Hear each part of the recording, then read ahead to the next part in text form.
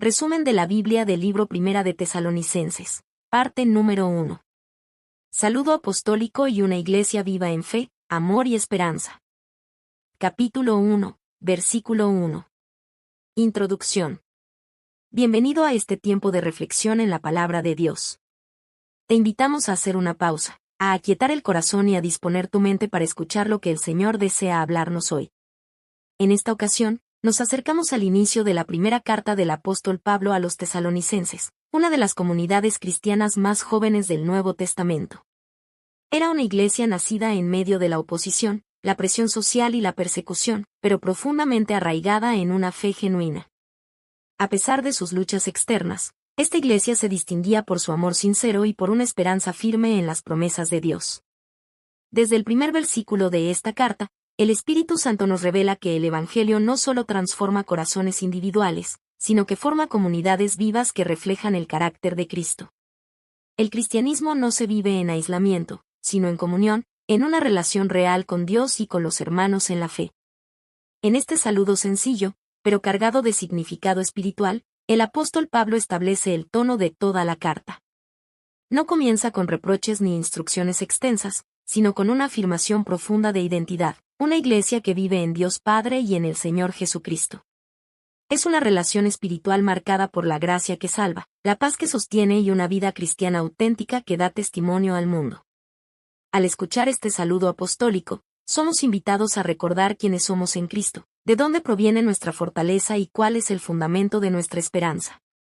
Que al adentrarnos en este pasaje, abramos nuestro corazón para recibir dirección, ánimo y consuelo de parte de Dios. Escuchemos con atención lo que el Señor nos enseña a través de este saludo apostólico. Un saludo que revela identidad, comunión y esperanza. Primera de Tesalonicenses capítulo 1, versículo 1. Pablo, Silvano y Timoteo, a la iglesia de los tesalonicenses en Dios Padre y en el Señor Jesucristo, gracia y paz sean a vosotros. El saludo con el que comienza esta carta es breve, pero profundamente revelador. En una sola frase, el apóstol Pablo nos introduce al corazón de su mensaje y a la naturaleza misma de la vida cristiana. Pablo no inicia exaltando su autoridad apostólica, aunque tenía pleno derecho de hacerlo. En lugar de ello, se presenta humildemente junto a Silvano y Timoteo, sus colaboradores fieles en la obra del Evangelio. Este detalle nos recuerda que el ministerio cristiano no es una labor individual ni un camino de protagonismo personal, sino una obra compartida, guiada por Dios y sostenida por la comunión entre hermanos. La misión del Evangelio avanza cuando los siervos de Dios caminan juntos, con un mismo propósito y un mismo corazón. El apóstol dirige su carta a la iglesia de los tesalonicenses, y con ello deja claro que la iglesia no es un edificio ni una institución, sino un pueblo vivo, llamado y reunido por Dios. Son hombres y mujeres transformados por el poder del Evangelio, unidos no por afinidades humanas, sino por una fe común en Jesucristo. Pablo describe a esta iglesia como una comunidad que vive en Dios Padre y en el Señor Jesucristo. Esta expresión define su identidad más profunda. Los creyentes no están simplemente en Tesalónica, están en Dios. Pertenecen al Padre, son sostenidos por su amor y viven en una relación viva con el Señor Jesucristo. En medio de la persecución y la oposición, su seguridad no dependía de las circunstancias, sino de su unión con Cristo. A continuación, Pablo pronuncia una bendición que resume el corazón del Evangelio, gracia y paz. Estas palabras no son un simple deseo, sino una realidad espiritual que fluye de Dios hacia su pueblo. La gracia es el favor inmerecido de Dios, el fundamento de la salvación. Es por gracia que somos llamados, perdonados y restaurados.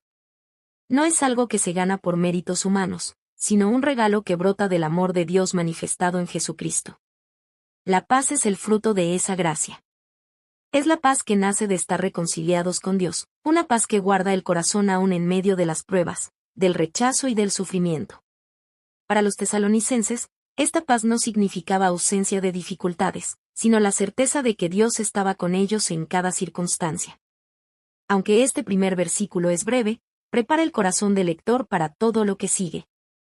En los versículos posteriores, Pablo expresa gratitud a Dios por una iglesia que da testimonio de una fe auténtica. Reconoce en ellos una fe viva, un amor activo y una esperanza firme en el regreso del Señor Jesucristo. La fe de los tesalonicenses no se limitaba a palabras o confesiones externas. Era una fe que se evidenciaba en una vida transformada y en obras que glorificaban a Dios. Su amor no era pasivo ni superficial, sino sacrificial, expresado en servicio, cuidado mutuo y perseverancia en tiempos difíciles. Y su esperanza no estaba anclada en la estabilidad política, económica o social, sino en la promesa segura de que Cristo volverá. Este saludo apostólico nos recuerda que la vida cristiana verdadera se sostiene sobre tres pilares espirituales esenciales: fe, amor y esperanza. Cuando estos elementos están presentes, la Iglesia refleja la luz de Cristo al mundo, aún en medio de la adversidad. Así, desde su primera línea, la carta a los tesalonicenses nos invita a recordar quiénes somos en Dios, cómo debemos vivir como su pueblo y hacia dónde está dirigida nuestra esperanza eterna. Conclusión. Al comenzar esta carta con un saludo lleno de gracia y paz, el apóstol Pablo nos invita a detenernos y a examinar nuestra propia identidad, tanto como iglesia como en nuestra vida personal como creyentes. No se trata solo de leer palabras antiguas, sino de permitir que el mensaje eterno de Dios confronte y transforme nuestro presente. Este saludo nos recuerda que nuestra identidad no está definida por el lugar donde vivimos, por nuestras circunstancias o por los títulos que poseemos, sino por una verdad mucho más profunda. Estamos en Dios Padre y en el Señor Jesucristo. Allí se encuentra nuestra seguridad, nuestra fortaleza y nuestra verdadera pertenencia. Ante esta verdad, surgen preguntas que requieren una respuesta sincera del corazón. ¿Vivimos cada día conscientes de que pertenecemos a Dios? ¿Nuestra fe se manifiesta de manera visible en nuestras decisiones, actitudes y obras? ¿Nuestro amor se expresa de forma práctica, en servicio, compasión y cuidado hacia los demás? ¿Está nuestra esperanza firmemente anclada en Cristo, aun cuando enfrentamos pruebas, incertidumbre o sufrimiento? El saludo apostólico nos llama a vivir una fe que actúa, un amor que sirve y una esperanza que permanece firme. No es una fe pasiva, ni un amor superficial, ni una esperanza frágil, sino una vida cristiana auténtica que refleja la obra de Dios en nosotros. Que estas palabras no queden solo como una introducción bíblica, sino que se conviertan en un llamado personal y diario a vivir conforme al Evangelio. Que aprendamos a caminar sostenidos por la gracia de Dios, guardados por su paz y fortalecidos por la certeza de que el Señor Jesucristo volverá. Que la gracia que salva, la paz que guarda el corazón y la esperanza que sostiene el alma reposen hoy y siempre sobre tu vida. Amén. Resumen de la Biblia del libro Primera de Tesalonicenses. Parte número 2. Acción de gracias por una iglesia ejemplar. Capítulo 1, versículo 2 al 10. Introducción. Bienvenido a este tiempo de reflexión en la palabra de Dios. Te invitamos a detenerte por unos momentos, a dejar a un lado las preocupaciones diarias y a abrir tu corazón para escuchar la voz del Señor. Hoy continuamos nuestro recorrido por la primera carta del apóstol Pablo a los tesalonicenses, deteniéndonos en un pasaje profundamente lleno de gratitud, gozo y esperanza. Estas palabras nacen del corazón de un pastor que observa con gozo la obra de Dios en una iglesia joven, pero espiritualmente vibrante. En estos versículos, Pablo eleva una oración constante de acción de gracias por una comunidad que, a pesar de su corta trayectoria en la fe y de vivir bajo presión, oposición y persecución, se convirtió en un testimonio vivo del poder transformador del Evangelio. No era una iglesia perfecta ni exenta de dificultades, pero sí una iglesia viva, firme y comprometida con el Señor. La fe de los tesalonicenses no se quedó en palabras, sino que se manifestó en acciones. Su amor no fue pasivo, sino sacrificial. Y su esperanza no estuvo puesta en las circunstancias temporales, sino en la promesa eterna del regreso del Señor Jesucristo. Estas virtudes hicieron de ellos un ejemplo para otros creyentes en toda la región. A través de estas palabras inspiradas por el Espíritu Santo, somos invitados a contemplar cómo luce una comunidad cristiana cuando el Evangelio es vivido con sinceridad y poder. Este pasaje no solo nos informa, nos confronta, nos anima y nos desafía a evaluar nuestra propia fe y nuestro caminar con Dios. Que al escuchar este mensaje, el Señor fortalezca nuestra fe, renueve nuestro amor y afirme nuestra esperanza. Dispongamos nuestro corazón para escuchar con atención lo que Dios desea enseñarnos hoy. Una iglesia transformada por la fe, el amor y la esperanza. Primera de Tesalonicenses capítulo 1, versículo 2 al 10. El apóstol Pablo comienza este pasaje elevando una expresión constante de gratitud a Dios por la iglesia en Tesalónica. Su agradecimiento no está basado en comodidades materiales ni en circunstancias favorables, sino en la obra evidente que Dios estaba realizando en la vida de estos creyentes. Pablo reconoce que todo lo bueno que ve en ellos es fruto de la gracia de Dios actuando poderosamente en sus corazones. La fe de los tesalonicenses no era pasiva ni superficial. No se trataba solo de una confesión verbal o de una creencia intelectual, sino de una fe activa, una fe que producía obediencia, transformación y compromiso. Era una fe que se expresaba en obras visibles, en una vida que glorificaba a Dios aún en medio de la oposición y el sufrimiento. Esta fe estaba acompañada de un amor sacrificial, un amor que no buscaba beneficio propio, sino el bienestar de los demás. Los creyentes en Tesalónica no solo hablaban de amor, lo vivían. Se servían unos a otros, se cuidaban mutuamente y permanecían unidos cuando las pruebas amenazaban con debilitarlos. Su amor reflejaba el amor de Cristo, un amor dispuesto a dar, a perseverar y a permanecer fiel aun cuando el costo era alto. Junto a la fe y al amor, Pablo destaca una esperanza firme en el Señor Jesucristo. Esta esperanza no era una ilusión ni un simple deseo, sino una convicción profunda y segura de que Cristo volvería. Esta certeza les daba fuerzas para perseverar, para no rendirse ante la persecución y para mantenerse fieles a Dios en tiempos de incertidumbre. Su mirada no estaba puesta en el presente pasajero, sino en la promesa eterna de Dios.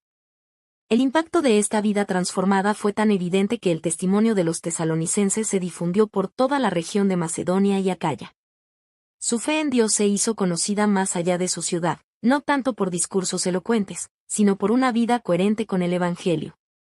Eran un ejemplo vivo de cómo el poder de Dios transforma corazones y comunidades enteras. Pablo también recuerda la conversión genuina de esta iglesia. Los tesalonicenses se apartaron de los ídolos para servir al Dios vivo y verdadero. Este cambio no fue superficial ni meramente cultural, sino profundo y radical. Implicó abandonar antiguas creencias, prácticas y lealtades para rendir su vida completamente a Dios. Su conversión fue evidente, visible y sostenida en el tiempo. Además, estos creyentes vivían con una expectativa constante de la venida del Hijo de Dios desde los cielos, Jesucristo. Esta esperanza futura no los alejaba de la realidad presente, sino que daba forma a su manera de vivir. Sabían que Cristo los libra de la ira venidera, y esa certeza guiaba sus decisiones, fortalecía su fidelidad y afirmaba su compromiso con el Señor.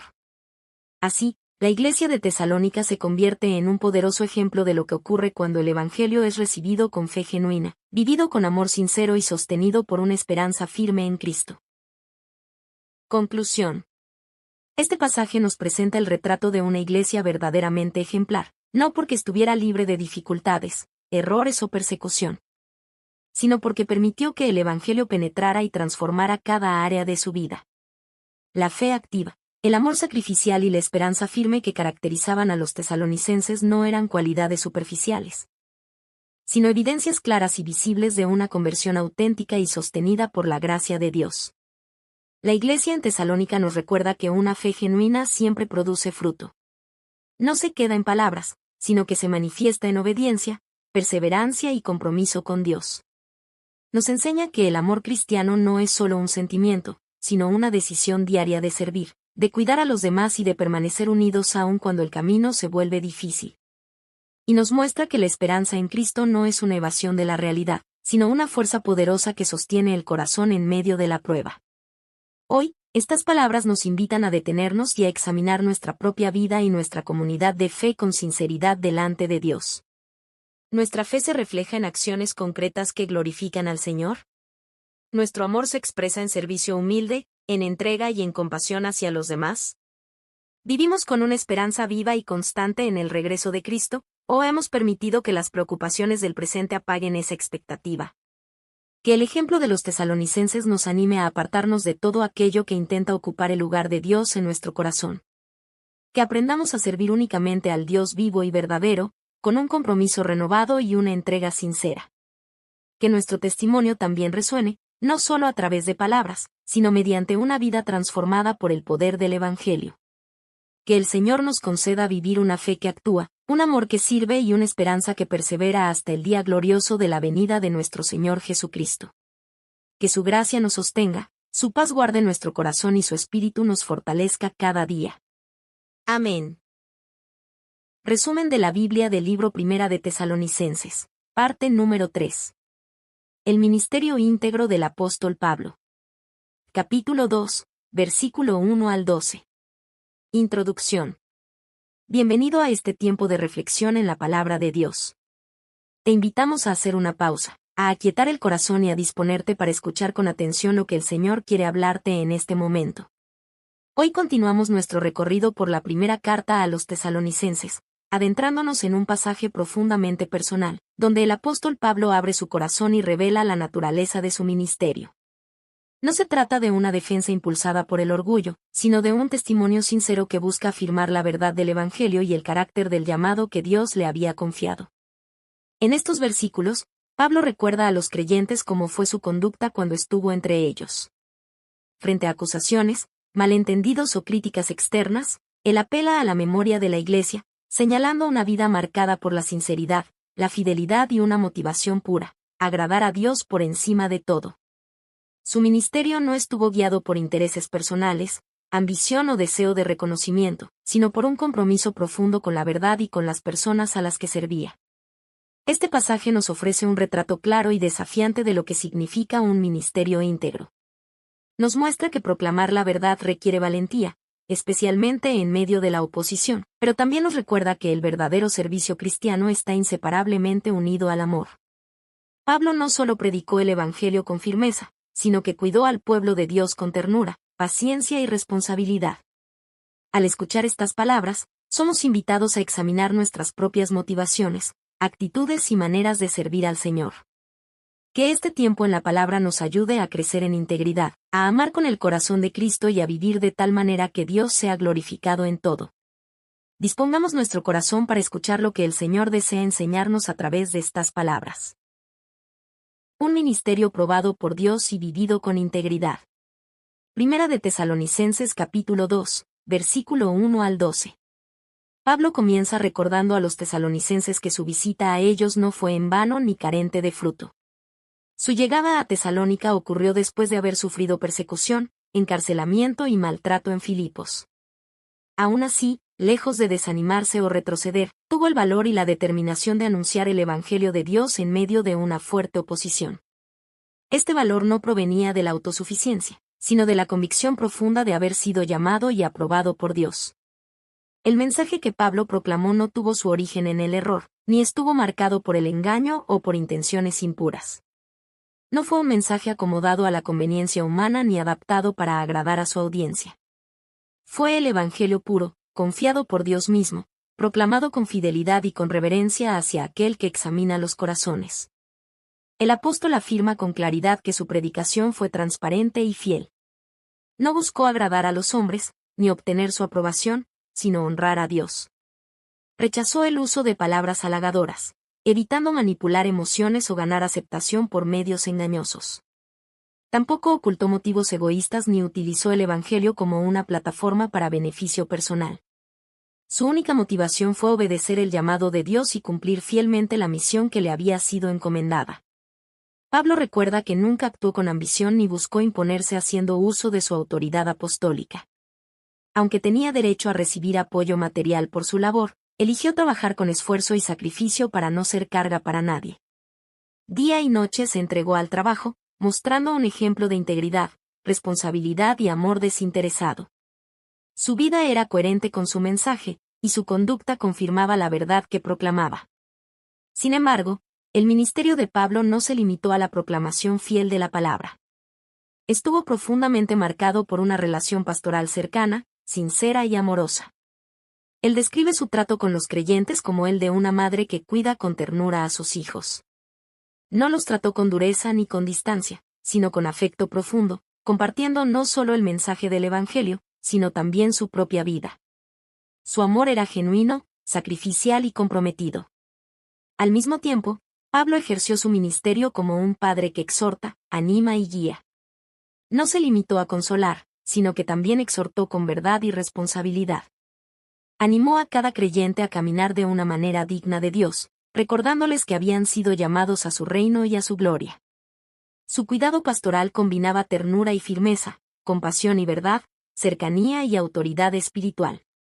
Este equilibrio revela el corazón de un ministerio íntegro: proclamar la verdad sin compromiso y amar al pueblo de Dios con sinceridad.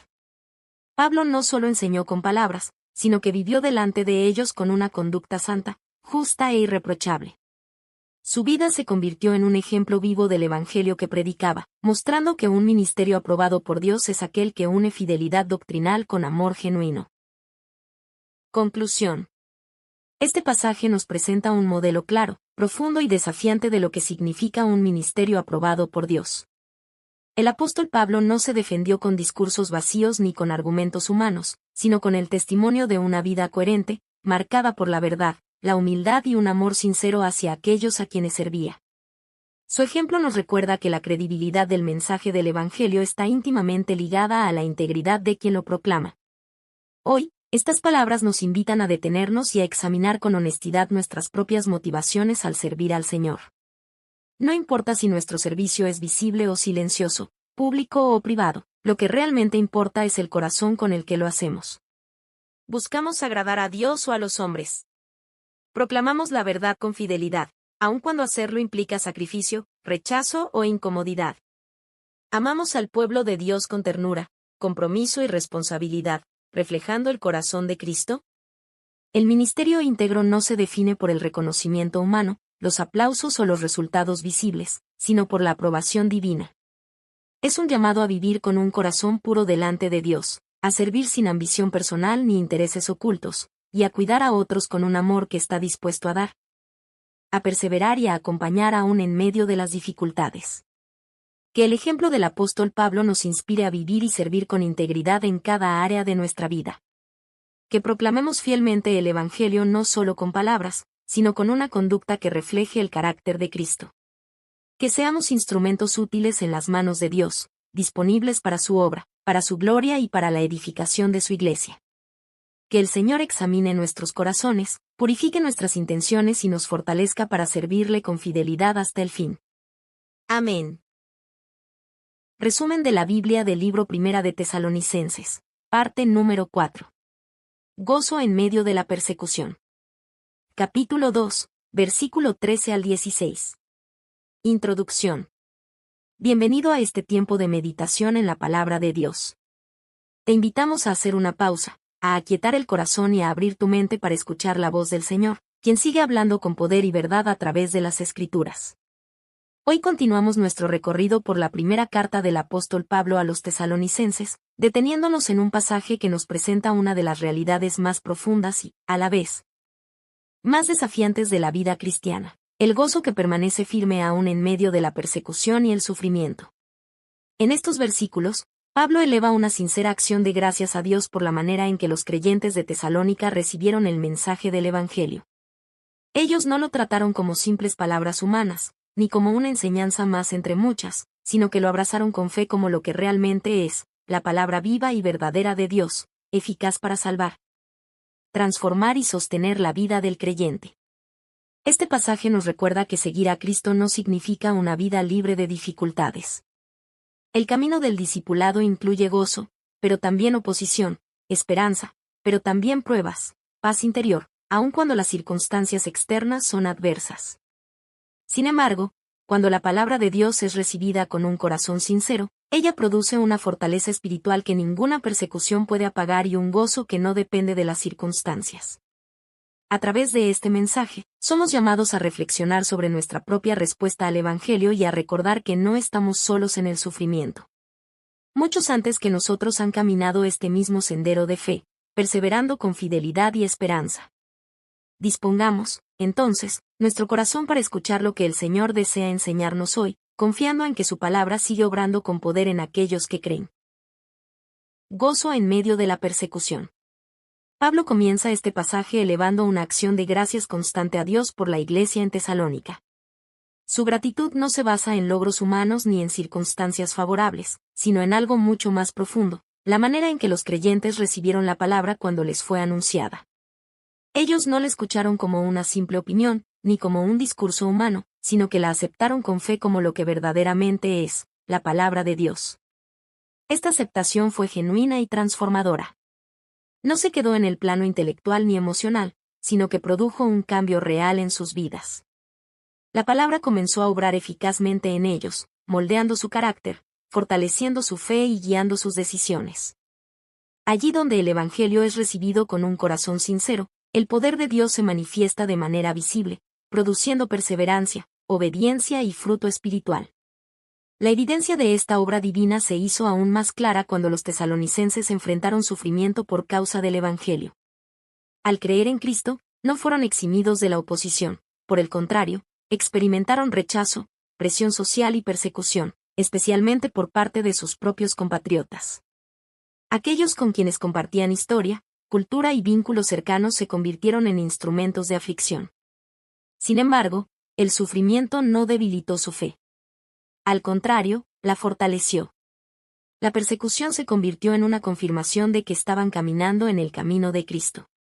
Su perseverancia mostró que su fe era auténtica y que la obra de Dios en ellos era real.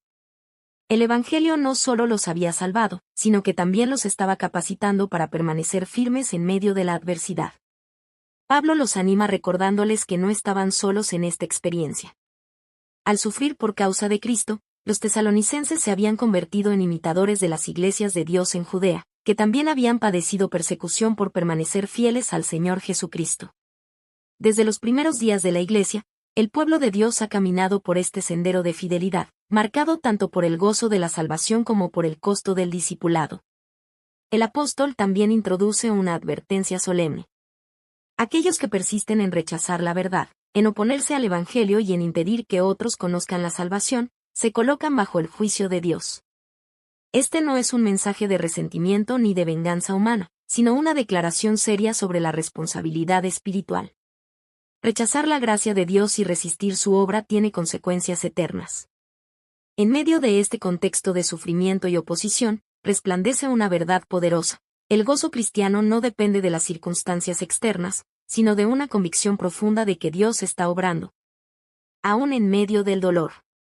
Cuando la palabra de Dios es recibida como verdad viva, ella sostiene al creyente, fortalece su fe y guarda su corazón, incluso cuando el camino se vuelve difícil.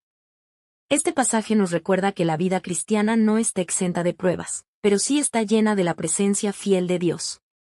Y allí donde su palabra habita, el gozo permanece, la esperanza se renueva y la fe se mantiene firme hasta el final. Conclusión.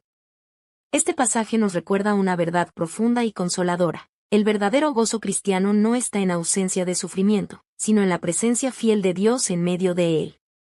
La experiencia de los tesalonicenses nos enseña que cuando la palabra de Dios es recibida con fe, humildad y obediencia, ella echa raíces profundas en el corazón y produce una fortaleza espiritual que ninguna persecución puede destruir. Los creyentes de Tesalónica no fueron sostenidos por circunstancias favorables, sino por una convicción firme de que Dios había hablado y estaba obrando en sus vidas. Esa certeza les permitió permanecer fieles cuando el Evangelio les costó rechazo, incomprensión y dolor. Su ejemplo nos recuerda que la fe auténtica no se abandona en la prueba, sino que se purifica y se fortalece a través de ella. Hoy, este mensaje nos invita a examinarnos con sinceridad delante del Señor. ¿Recibimos su palabra como una verdad viva que guía nuestras decisiones y transforma nuestra manera de vivir?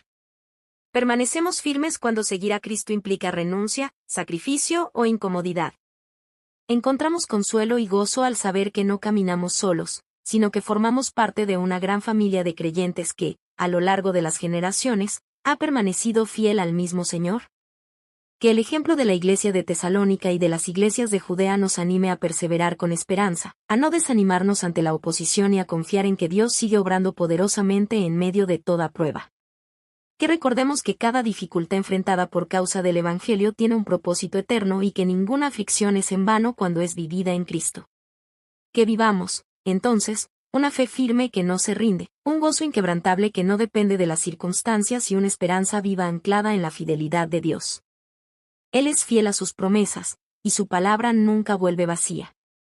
Que el Señor nos conceda perseverar hasta el final, para la gloria de su nombre y el testimonio de su gracia en nuestras vidas. Amén. Resumen de la Biblia del libro Primera de Tesalonicenses, parte número 5. Amor pastoral y buenas noticias de Timoteo. Capítulo 2, versículo 17 al capítulo 3, versículo 13. Introducción. Bienvenido a este tiempo de reflexión en la palabra de Dios. Te invitamos a hacer una pausa en medio de las actividades diarias, a aquietar el corazón y a disponer el espíritu para escuchar la voz del Señor, quien sigue hablando con amor y poder a través de las Escrituras. Hoy continuamos nuestro recorrido por la primera carta del apóstol Pablo a los tesalonicenses, adentrándonos en un pasaje profundamente humano y pastoral, donde se revela el corazón de un siervo de Dios que ama sinceramente a la Iglesia. Aquí no encontramos un discurso frío ni distante, sino palabras cargadas de afecto, preocupación y esperanza. En estos versículos, Pablo abre su corazón y expresa el profundo vínculo espiritual que lo une a los creyentes de Tesalónica. No se trata de una relación meramente doctrinal ni de una conexión superficial, sino de un lazo forjado por el Evangelio, fortalecido por el sacrificio y sostenido por la oración constante. Aunque estaba separado físicamente de ellos, su amor permanecía intacto, los llevaba en su corazón, los recordaba con gozo y los presentaba delante de Dios en oración. Este pasaje nos recuerda que el ministerio cristiano verdadero no se limita a proclamar la verdad, sino que camina junto a las personas. Se interesa genuinamente por su bienestar espiritual y se involucra en su proceso de crecimiento. Pablo nos muestra un liderazgo marcado por la cercanía, la sensibilidad y la responsabilidad pastoral, confiando siempre en que es Dios quien fortalece, guarda y perfecciona la fe de su pueblo. A través de estas palabras, somos invitados a contemplar el valor del amor pastoral, del acompañamiento espiritual y de la oración perseverante. Dispongamos, entonces, nuestro corazón para escuchar lo que el Señor desea enseñarnos hoy, permitiendo que su palabra nos forme, nos anime y nos impulse a amar a otros con el mismo amor con que Cristo nos ha amado. Amor pastoral y buenas noticias de Timoteo. Pablo comienza este pasaje expresando el profundo dolor que experimentó al verse separado de los creyentes de Tesalónica. Describe esta separación como algo forzado y temporal, no como una ruptura del corazón. Aunque la distancia física los separaba, su afecto y su compromiso espiritual permanecían intactos. Pablo deja claro que su ausencia no era por falta de amor, sino por circunstancias adversas que escapaban a su control. Su anhelo de volver a verlos era intenso y sincero. No los veía simplemente como fruto de su ministerio, sino como su gozo, su esperanza y su corona delante de nuestro Señor Jesucristo. Para Pablo, la verdadera recompensa de su servicio no era el reconocimiento humano, sino la fidelidad de aquellos a quienes había anunciado el Evangelio. Verlos firmes en la fe era su mayor alegría y consuelo. Este deseo de reencontrarse con ellos no era meramente emocional, sino profundamente espiritual. Pablo anhelaba confirmar su fe, fortalecerlos en la verdad y animarlos a perseverar en medio de las pruebas.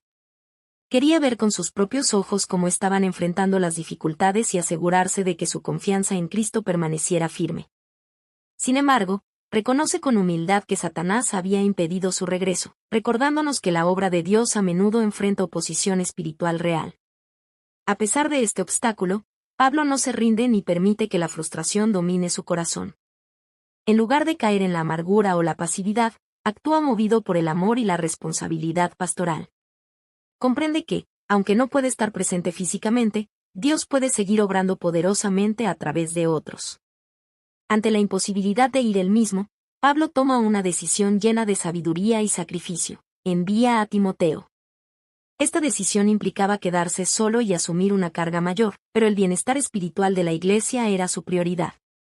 Timoteo es enviado no solo como mensajero, sino como colaborador fiel de Dios, encargado de fortalecer, animar y afirmar a los creyentes en su fe, para que ninguno se dejara mover por las tribulaciones que enfrentaban. Pablo les recuerda que el sufrimiento no debía sorprenderlos. Desde el inicio de su caminar con Cristo, habían sido advertidos de que la vida cristiana incluye pruebas y aflicciones.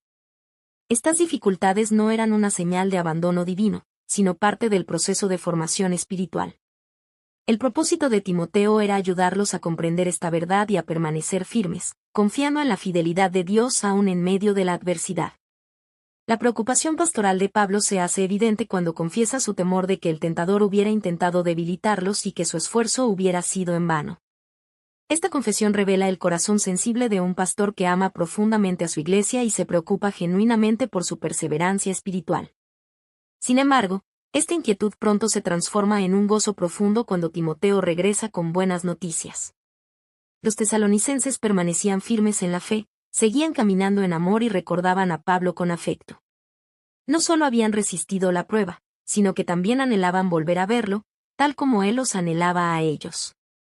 Esta reciprocidad de amor fortalecía aún más el vínculo espiritual entre ellos.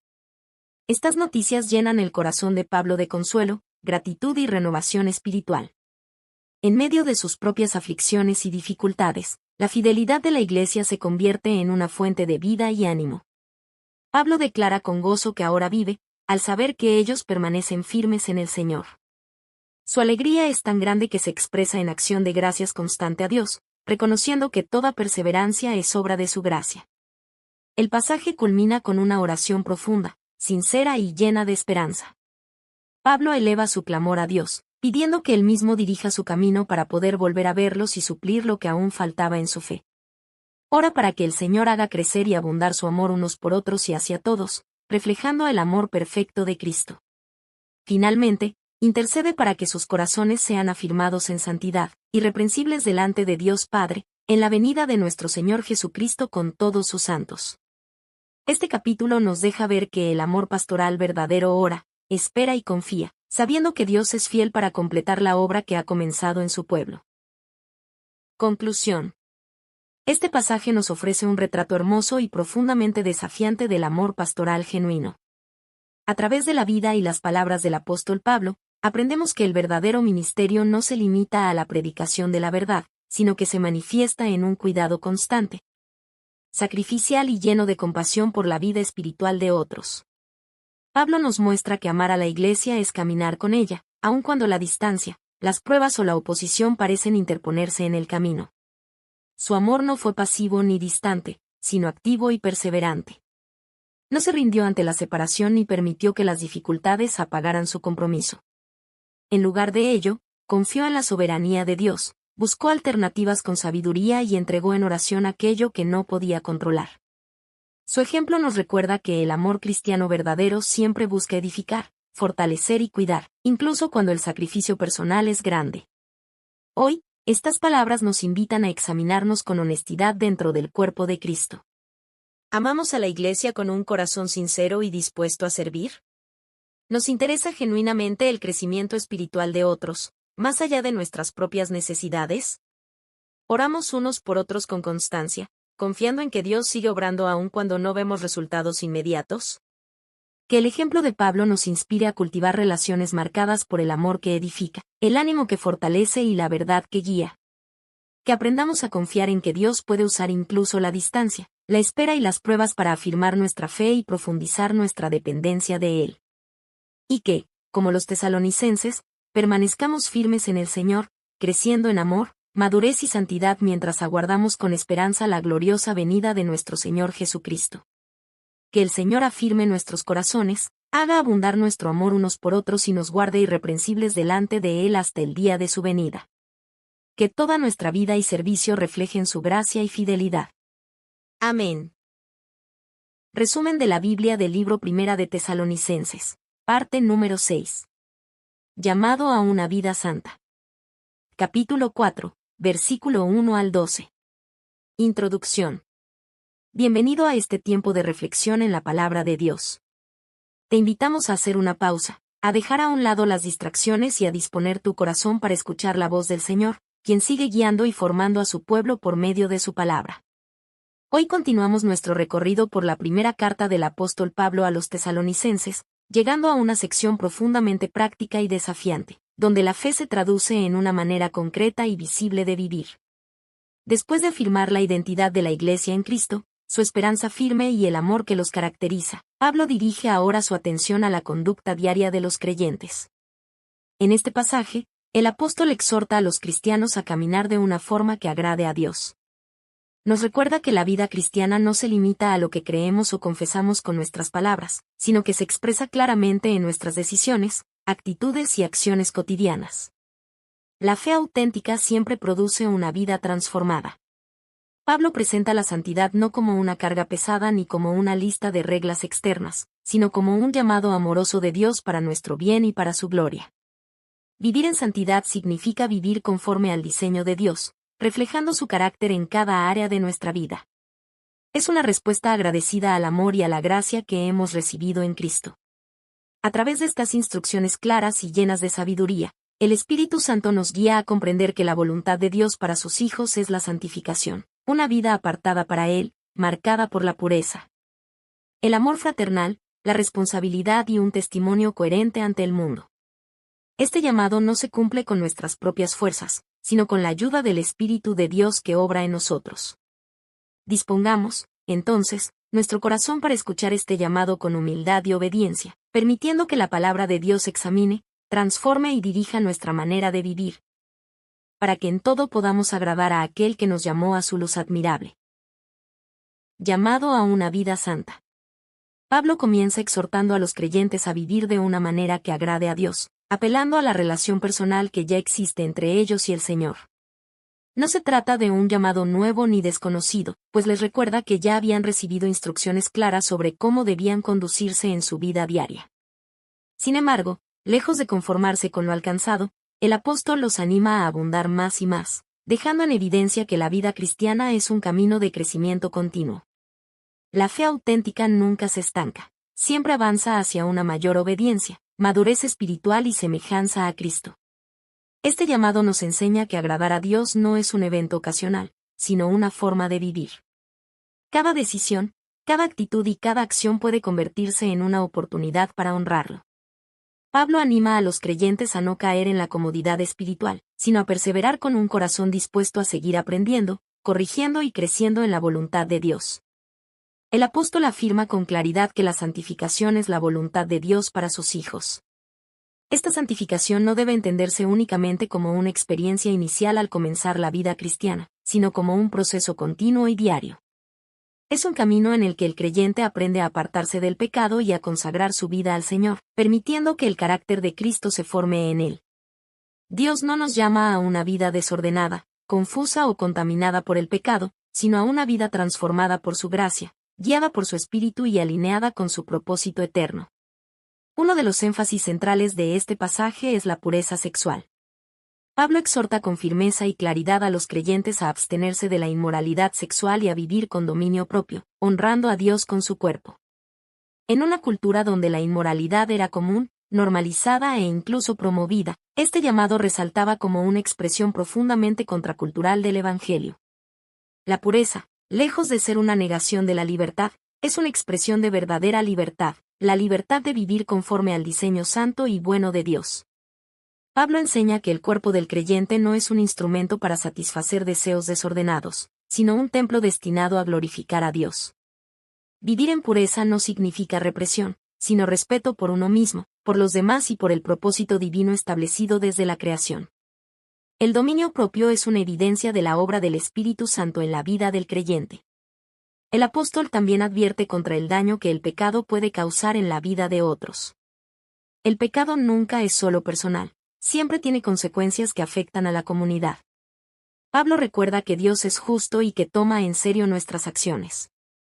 Este llamado no surge del legalismo ni del temor, sino del amor de Dios, quien desea proteger a sus hijos, preservar la santidad de la Iglesia y mantener relaciones sanas entre los creyentes.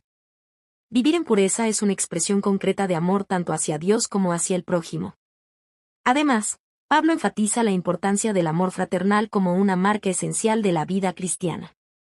Reconoce con gozo que los tesalonicenses ya practicaban este amor, pero aún así los anima a crecer todavía más. El amor cristiano no es estático ni limitado, se profundiza, se expande y se manifiesta en actos concretos de servicio, paciencia, perdón, generosidad y cuidado mutuo. Amar a los hermanos es una evidencia visible de una vida transformada por Cristo y un testimonio poderoso ante el mundo. Finalmente, Pablo exhorta a los creyentes a vivir una vida ordenada, responsable y equilibrada. Los anima a vivir tranquilamente, a ocuparse de sus propios asuntos y a trabajar con sus manos. Esta exhortación refleja que la espiritualidad auténtica no está separada de la vida cotidiana. El trabajo honesto, la responsabilidad personal y una actitud respetuosa forman parte del testimonio cristiano. Este estilo de vida no solo honra a Dios, sino que también proyecta un testimonio claro y respetable ante los no creyentes. cuando la fe se vive de manera coherente, se convierte en una luz que impacta positivamente a quienes nos rodean. Así, Pablo nos recuerda que la vida cristiana abarca todas las áreas de nuestra existencia y que, en cada una de ellas, estamos llamados a reflejar el carácter de Cristo para la gloria de Dios. Conclusión. Este pasaje nos recuerda con claridad que el llamado de Dios a una vida santa no es parcial ni superficial, sino que abarca cada área de nuestra existencia. La santificación no es una meta lejana ni inalcanzable, reservada solo para algunos, sino un camino diario de obediencia, crecimiento y transformación, sostenido por el amor y la gracia de Dios. Vivir en santidad no es vivir bajo una carga pesada, sino responder con gratitud al llamado de un Dios que nos ama, nos conoce y desea lo mejor para nosotros. La exhortación de Pablo nos invita hoy a detenernos y examinarnos con sinceridad delante del Señor, permitiendo que su palabra ilumine nuestro corazón y nuestras motivaciones. Nos desafía a preguntarnos si realmente buscamos agradar a Dios en nuestra manera de vivir, si honramos al Señor con nuestro cuerpo, nuestras relaciones y nuestras decisiones diarias. Y si el amor de Cristo se refleja de manera visible en la forma en que tratamos a los demás. Estas preguntas no buscan condenarnos, sino guiarnos a una vida más plena y alineada con la voluntad de Dios. Este llamado a la santidad nos anima a vivir de manera coherente con la fe que profesamos.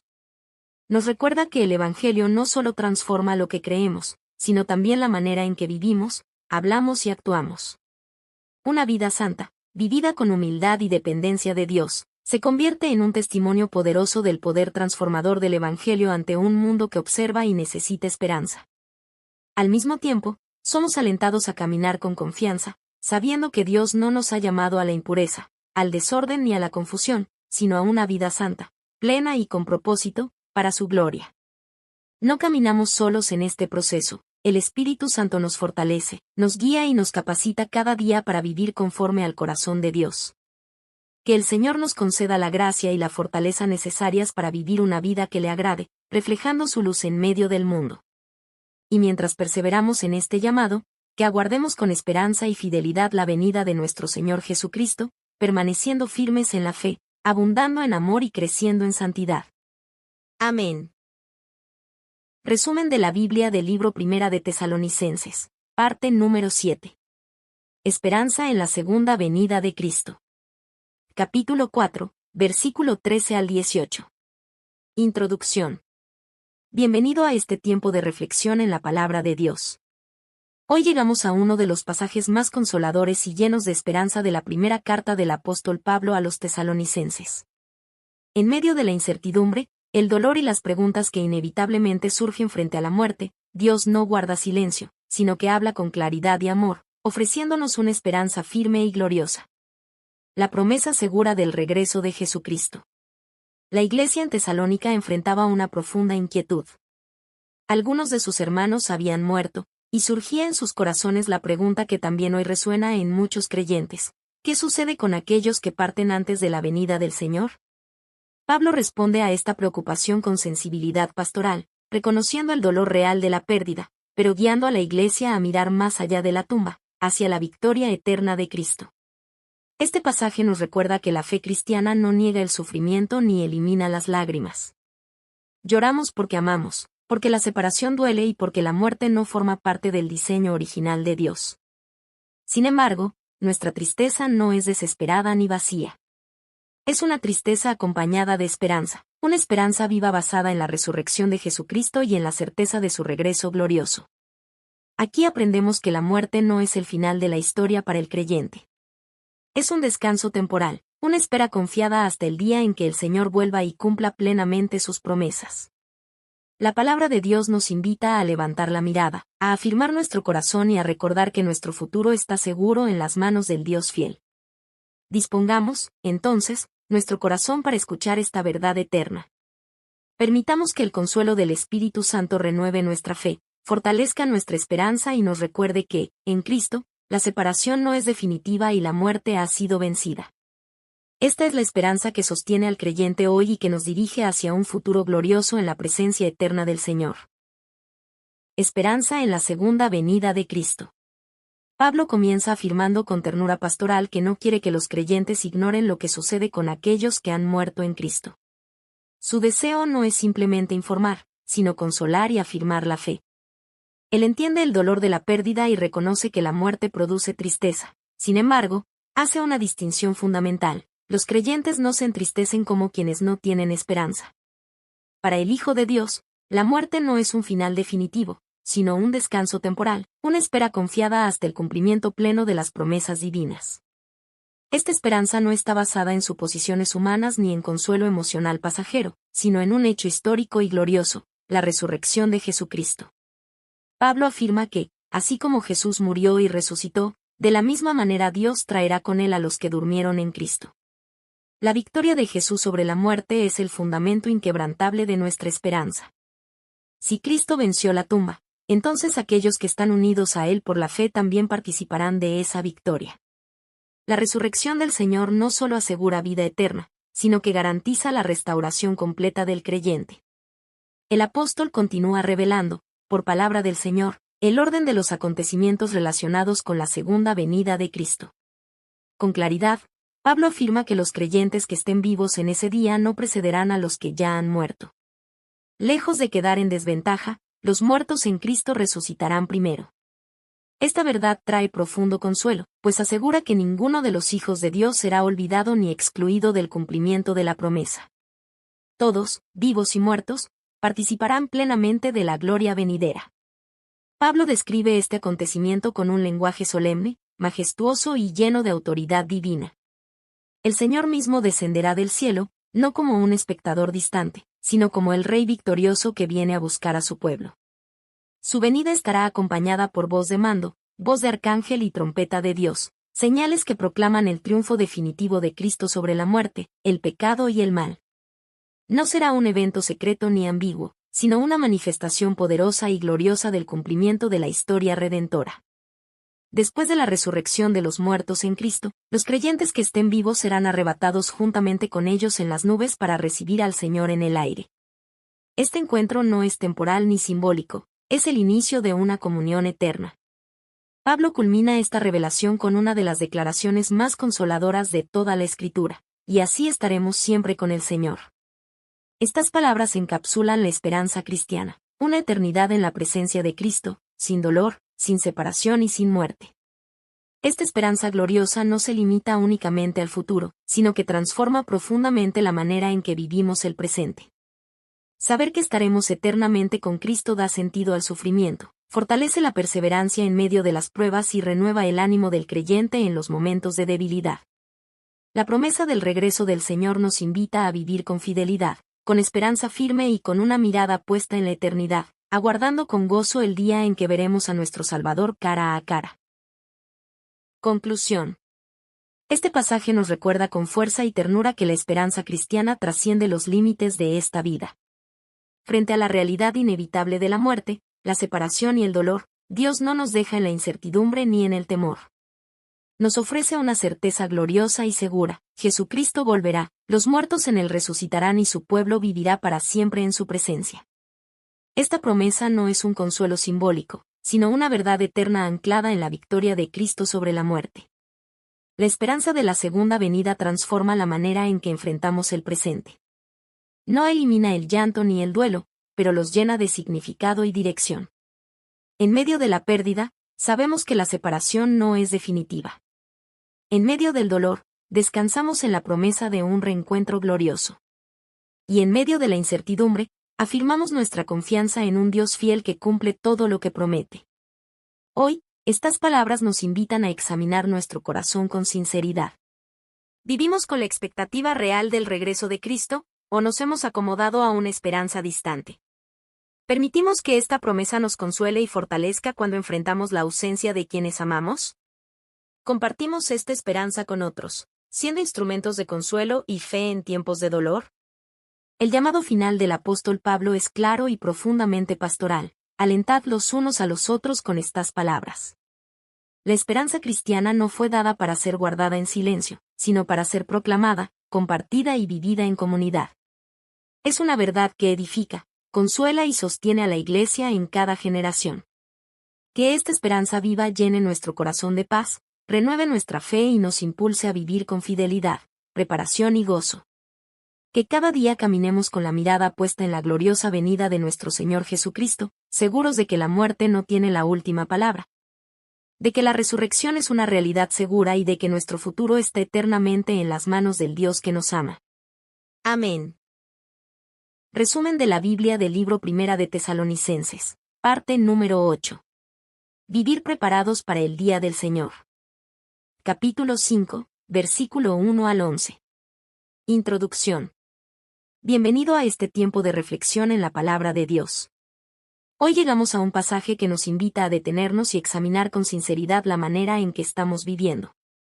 Es un llamado a tener los ojos abiertos y el corazón preparado, recordándonos una verdad solemne y profundamente esperanzadora: el día del Señor vendrá.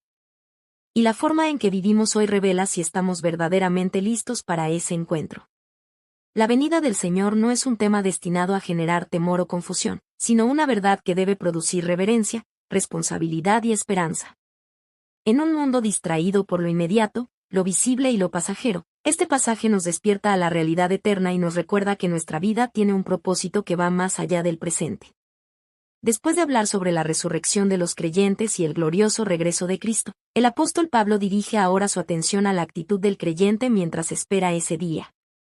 Él no invita a especular sobre fechas ni a vivir en ansiedad, sino a adoptar un estilo de vida marcado por la vigilancia espiritual, la sobriedad y una esperanza firme y segura en la salvación que tenemos en Jesucristo. Pablo nos recuerda que, como hijos de la luz, no estamos llamados a vivir en la oscuridad de la ignorancia espiritual ni en la indiferencia. El regreso del Señor no debe sorprendernos ni aterrarnos, sino impulsarnos a vivir con conciencia, fidelidad y perseverancia. Vivir preparados significa caminar cada día en obediencia, fe y amor, sabiendo que nuestro futuro está en las manos de Dios. Dispongamos, entonces, nuestro corazón para escuchar este llamado divino. Permitamos que la palabra de Dios examine nuestras prioridades, nuestros hábitos y nuestras motivaciones. Que este mensaje nos anime a vivir despiertos, firmes y llenos de esperanza, aguardando con gozo el glorioso día en que nuestro Señor Jesucristo se manifestará. Vivir preparados para el día del Señor. El apóstol Pablo comienza afirmando que no es necesario escribir a los creyentes acerca de los tiempos y las ocasiones, porque ellos ya habían recibido enseñanza suficiente sobre este tema. No se trata de ignorancia, sino de entendimiento espiritual. La Iglesia sabía que el día del Señor vendrá como ladrón en la noche, una expresión que no busca infundir temor en los creyentes, sino subrayar el carácter repentino e inesperado de ese día para quienes viven sin Dios y sin discernimiento espiritual. Para el mundo, ese día llegará sin aviso. Pablo describe a las personas proclamando paz y seguridad, confiadas en sus propios sistemas, en su estabilidad económica, en su poder o en sus logros humanos. Sin embargo, esa seguridad es frágil y engañosa. Cuando menos lo esperan, la destrucción vendrá de repente. El apóstol utiliza la imagen de los dolores de parto para ilustrar esta realidad. Son inevitables, llegan de forma sorpresiva y no pueden ser detenidos una vez que comienzan. Así es el día del Señor para quienes viven apartados de Dios. Pero Pablo introduce un contraste lleno de esperanza. Los creyentes no están en tinieblas para que ese día los sorprenda como ladrón.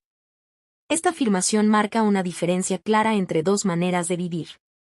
El mundo camina en oscuridad espiritual, guiado por la ignorancia, la incredulidad y la autosuficiencia. El creyente, en cambio, ha sido iluminado por la verdad del Evangelio y vive con una perspectiva eterna. Por eso, Pablo recuerda a la Iglesia su verdadera identidad: todos sois hijos de luz e hijos del día. Esta identidad no es solo una posición espiritual, sino un llamado práctico.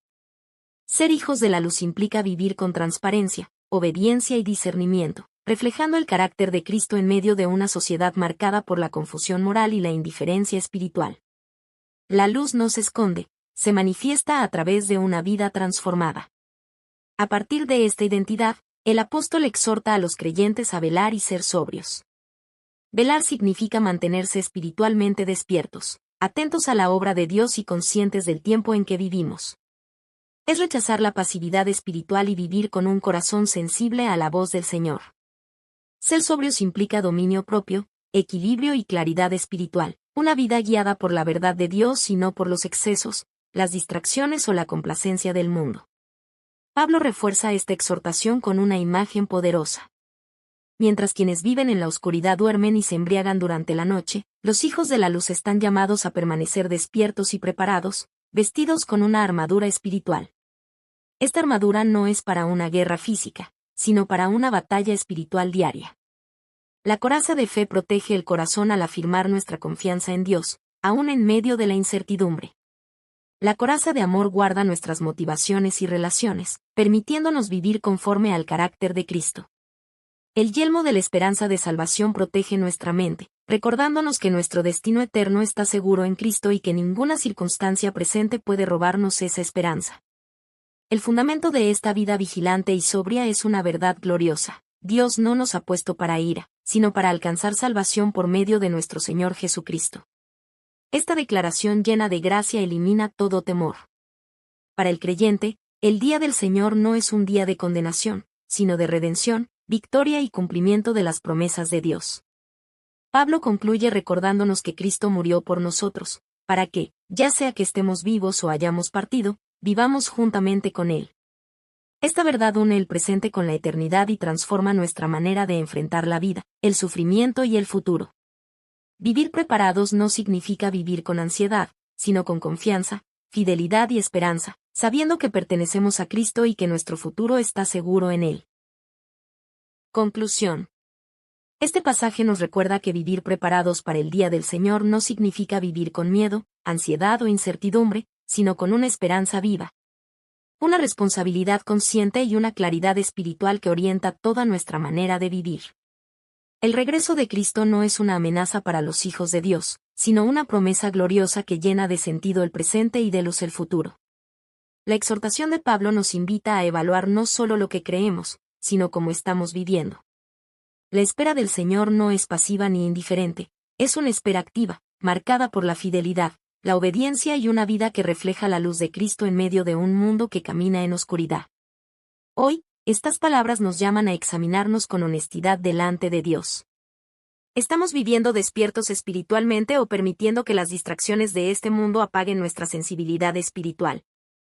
¿Refleja nuestra vida diaria la identidad que Dios nos ha dado como hijos de la luz? ¿Está nuestra fe, nuestro amor y nuestra esperanza firmemente anclados en Cristo, aún en medio de las pruebas y desafíos de la vida? Pablo concluye con un llamado pastoral lleno de ternura y propósito: animaos unos a otros y edificaos unos a otros. La esperanza del regreso del Señor no fue dada para aislarnos ni para generar temor, sino para fortalecernos como comunidad de fe, recordándonos que caminamos juntos, sostenidos por la gracia de Dios y unidos por una misma esperanza eterna. Que esta verdad nos impulse a vivir cada día preparados, sobrios y vigilantes, caminando en la luz del Evangelio, afirmados en una fe firme, motivados por un amor sincero y sostenidos por la esperanza segura de salvación. Que nuestra vida diaria sea un testimonio fiel de que esperamos al Señor con gozo y confianza. Y que, cuando Cristo venga, nos halle viviendo con fidelidad, perseverancia y alegría, listos para encontrarnos con Él y permanecer para siempre en su gloriosa presencia. Amén. Resumen de la Biblia del libro Primera de Tesalonicenses, parte número 9. Exhortaciones finales y despedida. Capítulo 5, versículo 12 al 28. Introducción. Bienvenido a este tiempo de reflexión en la palabra de Dios. Hoy llegamos al cierre de la primera carta del apóstol Pablo a los tesalonicenses, una conclusión llena de sabiduría práctica, ternura pastoral y una profunda confianza en la gracia y fidelidad de Dios. A lo largo de esta carta, Pablo ha acompañado a una iglesia joven en la fe, animándola en medio de la persecución, afirmándola en la esperanza de la venida de Cristo y exhortándola a vivir una vida santa y agradable a Dios. Ahora, al acercarse al final, el apóstol desciende de los grandes temas doctrinales a la vida cotidiana del creyente, mostrando cómo la fe se expresa en relaciones sanas, actitudes correctas y una dependencia constante del Señor.